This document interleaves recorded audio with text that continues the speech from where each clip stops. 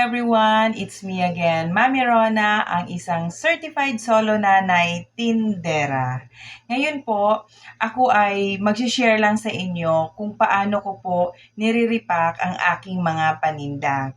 Siyempre, hindi lang po yung gummies ang aking nire-repack, marami pa pong iba, no, yung mga paninda natin. Isa na din po dito yung aking binibili na mga nail cutter. Ayan po. Bali, bumibili po ako nito na naka-box. Tapos, nire-repack ko po para maisabit ko sa aking tindahan.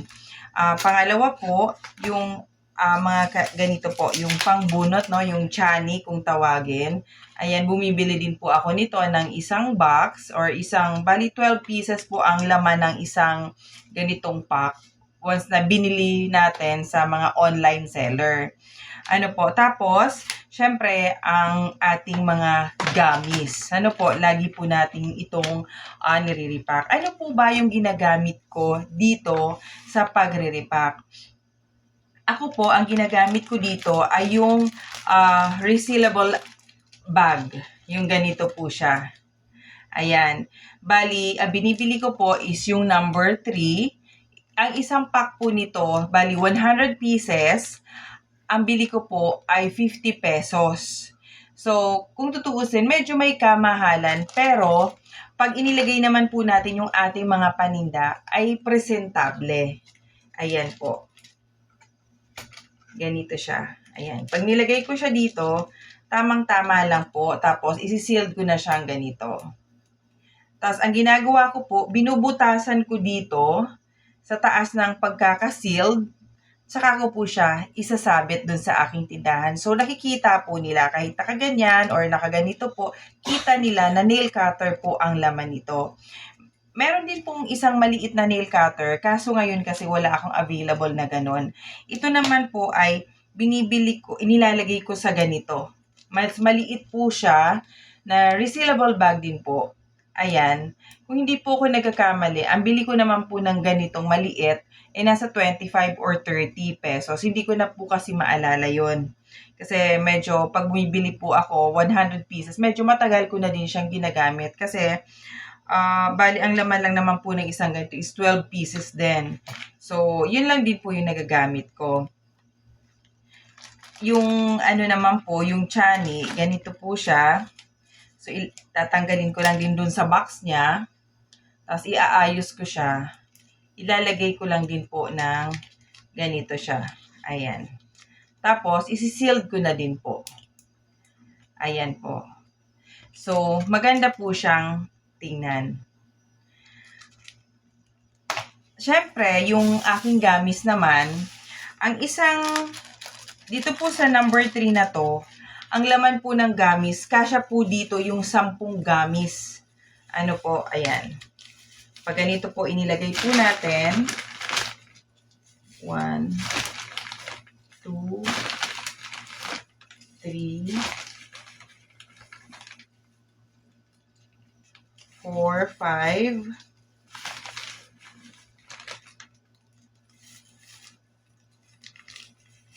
6, 7, 8, 9, 10. So, ayan po siya. Isi-sealed ko din po siya. Ang kagandahan po nito, hindi din po siya napapasok ng mga langgam o kahit anong insekto. Tapos, yung mga bata, pwedeng i-open na lang din ulit. Tapos, kukuha sila ng isa or dalawa. Tapos, pag nakakuha na sila, pwede nilang i-sealed po ulit. Ayan. Bali, ang laman po nito ay 10 peraso. Dito naman po sa maliit na ganito, sa maliit na plastic, kasya din po dito ang 5 peraso.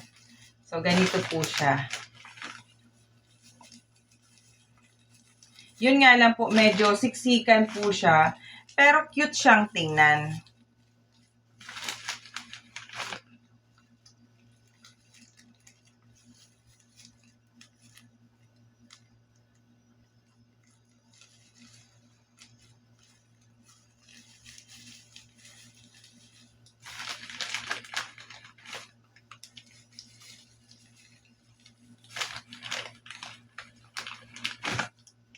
5. Ayan po. 5 piraso po yung laman nito at kayang-kaya po siyang i-sealed. Ayan po siya. So, depende po sa inyo kung magkano yung bentahan nyo ng mga gamis.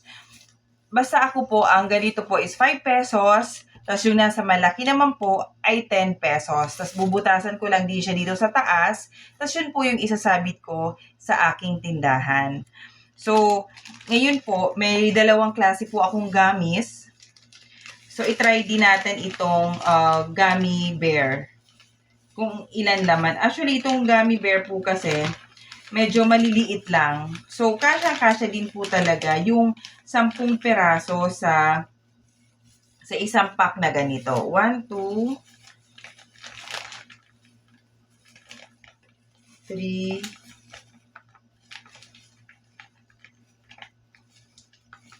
4,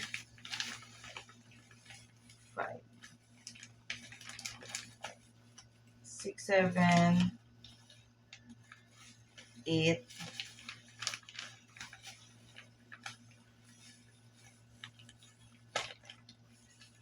9, 10. Ayan po, bali ito po ay 10 peraso na po.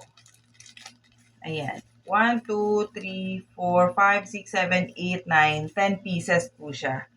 So, ganun din po yung sa maliit, kasyang-kasya din po yung 5 piraso ng gummy worm, ng gummy bear pala. Kahit po yung gummy worms, kasya din po dito. 1, 2, 3, 4, 5. Ayan po siya. Bali, 5 piraso din po ito. Medyo mas maliliit po kasi yung gummy bear. So, ayan po siya. Pwede na po siyang isi-sealed lang. Tapos, okay na. Hindi na po yung magtatay pa or kaya gagamit pa tayo ng pang-sealed. At least, ito po ay automatic po. Ganyan mo lang, sealed na. Tsaka sa mga bata nga po, napaka-convenient. Yung iba nga po mga bata, once na naubos na po yung gamis sa mga ganito, ginagawa na po nila itong lagayan ng coins. Meron yung iba bumibili, nakalagay na po sa ganito yung kanilang pera. Para nga po, yun po ulit yung ipambibili nila sa akin. So, ang cute lang tingnan, ano po. So, ganito lang po yung ginagawa ko sa aking mga gummy bear at saka dun sa iba kong mga paninda. Yung iba ko pong at syempre, isa pa rin po dito na inilalagay ko sa ganito pong resealable bag ay yung mga pangtali po sa buhok. Ayan po, katulad ng ganito po, ang bentahan ko po kasi nito is yung 2 peraso ay 10 piso. So, ilalagay ko po siya na sa yung maliit lang. Ayan po. So, 2 na po siya. Ayan. Okay. Tapos, pwede din po dito yung mga Sanrio. Di ba yung Sanrio, like, bibilangin lang natin, kasya-kasya din po dito.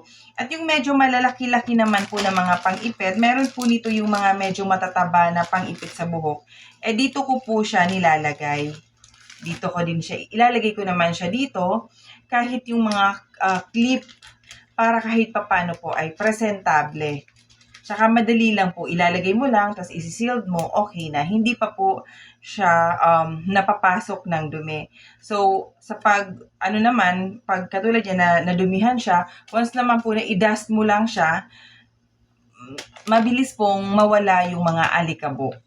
So, yun lang po yung ginagawa ko sa aking mga paninda. So, instead na ginagamitan ko po ng ibang plastic, ito po talaga yung ginagamit ko na pang-repack dun sa aking mga paninda. Kasi nga po, dito po nga sa amin, yung mga nasa loob po kasi kami ng subdivision, syempre yung iba gusto nila is yung malinis tingnan, maayos tingnan, presentable, yun po medyo mas nakakaakit po ng mga mamimili. So, yun lang po yung maisi-share ko sa ngayon. Sana po nagkaroon po kayo ng idea, no? Ito po yung sa aking pagre-repack. Ito naman po yung akin lang pong idea. Ano po, so kasi minsan iisipin niyo po medyo nga po mas mahal po yung ganitong plastic. Pero sa akin naman po, okey lang naman yon kahit papaano, konti lang naman din yung diferensya, mas maganda pa, mas presentable pa. So, thank you po sa panonood niyo. Maraming salamat po sa panonood. Sana po nagustuhan nyo ang isa na namang idea na aking na-share sa pagdi-display ng ating mga paninda. Ayan po, si Mother ay nagre-repack ng bigas. Isang klase lang po yung aming binibenta na bigas dito. Bali, ito po ay tinitimbang ni Mother ng paisa-isang kilo. Kasi sa labas po ng aming tindahan, hindi na kami naglalagay ng bigas dahil nga po sa masikip. So, ayan po, tinitimbang ni Mother ng isa-isang kilo pag wala na po siyang ginagawa. Pagkatapos niyang gumawa ng yelo. At ayan po, bali, bibilangin niya din po yun. So, 5 by 5, bibilangin niya. Tapos, ilalagay niya dito sa sako na to. Ito po yung mga natimbang na ni Mother. Para kahit papano, alam niya na sakto yung natimbang niya. Like, 50 kilos to, dapat po magiging 50 pieces din po ito na pa isa-isang kilo. Tapos, ito po, dito lang din po namin to ilalagay sa loob para hindi po siya mabasa. Dahil sa labas po, pwede po siyang maanggian ng tubig or minsan po kasi may natatapon na tubig para kahit papano hindi po siya mababasa. Ito po ang isa sa mga pinagkakaabalahan ni Mother, ang pagre-repack po ng bigas. Pag may bibili naman po, kung katulad niyang 5 kilo, kukuha na lang din po ako ng 5 piraso na tagi 1 kilo para mabilis na po, hindi na po magtitimbang. Ayan po. Ito na nga po ang aking mga gummy bear. Ayan, na-repack na. Isinabit ko na. Bali, binubutasan ko lang dito yung pangbutas. Sana po nagustuhan nyo ang aking na-share sa ngayon at paki-like naman po at paki-subscribe po sa aking YouTube channel, ang Solo Nanay Tindera.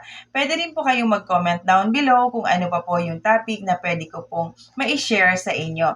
Maraming salamat po sa panonood. God bless everyone.